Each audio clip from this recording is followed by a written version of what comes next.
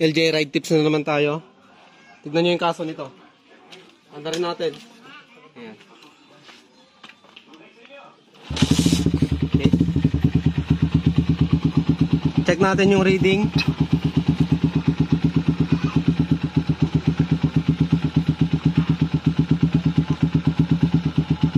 Ayan. Kaset tayo ng 20 volts. Lagay natin tong negative probe natin.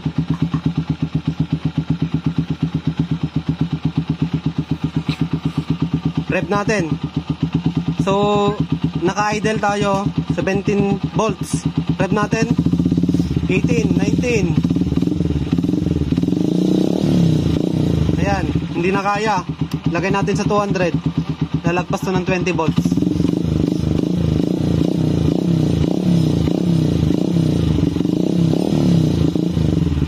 Tanggal.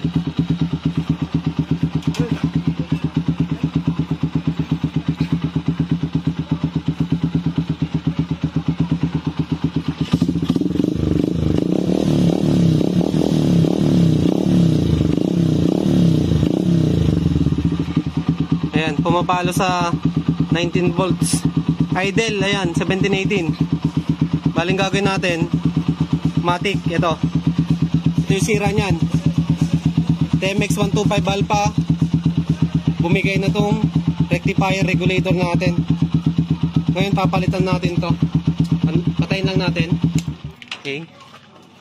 So may papalit natin.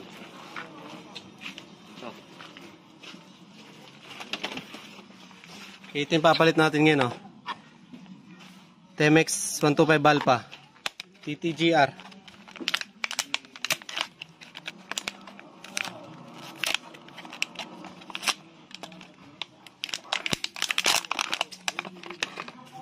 Yun siya. Okay, tanggalin natin to.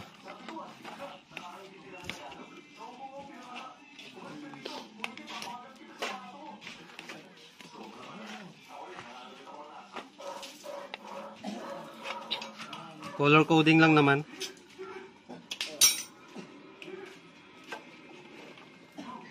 Black to black. Yellow to yellow. Green to green. Orange to orange. Red to red. Okay, dyan lang muna. So, reading na ng battery natin, 13.9. Panda rin ulit natin.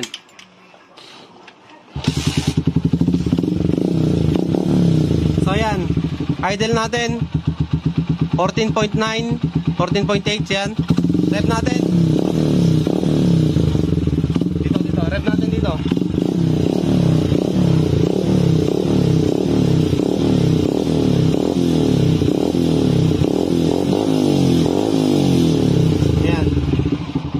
So, matic rectifier regulator yung sira. Bale, nangyari pa rito, yung mga ilaw niya napundi lahat. Okay. Ngayon, maayos na.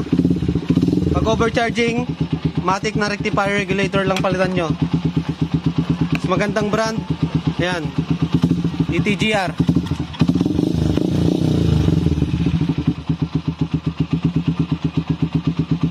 Yan mga ka-ride, sana may natutunan kayo. Siyempre kung may gusto pa kayong tanungin, ayan, comment lang kayo dyan. Okay? So, bye-bye!